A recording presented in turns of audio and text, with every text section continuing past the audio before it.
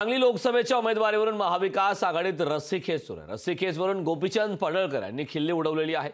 संजय काका विरोधात महाविकास आघाडीचा पैलवान ठरत नाहीये। गोपीचंद पडळकर यांनी असं म्हटलंय। सांगली लोकसभेच्या उमेदवारीवरून महाविकास आघाडीत सुरू असलेल्या रस्सीखेचवरून गोपीचंद पडळकर यांनी खिल्ली उडवलेली आहे। भाजपमध्ये आत एक आणि बाहेर एक असं काही नसतं, त्यामुळे भाजपचे उमेदवार खासदार संजय काकांच्या बरोबर आम्ही सगळे जोमाने कामाला लागल्याचंही त्यांनी म्हटलं।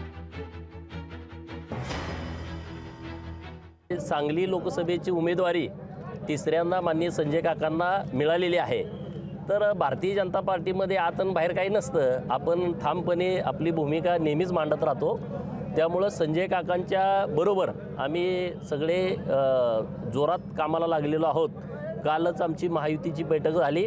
राज्याचे मंत्री माननीय उदयजी सामंत साहेब यांना माननीय मुख्यमंत्री एकनाथजी शिंदे साहेब आणि देवेंद्र फडणवीस साहेब यांनी पाठवलं होतं आणि खूप चांगली खेळीमेळीमध्ये कालची बैठक झाली।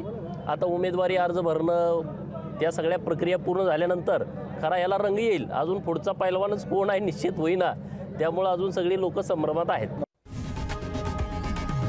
लोकशाही मराठी ऐका, पहा, जागरूक रहा।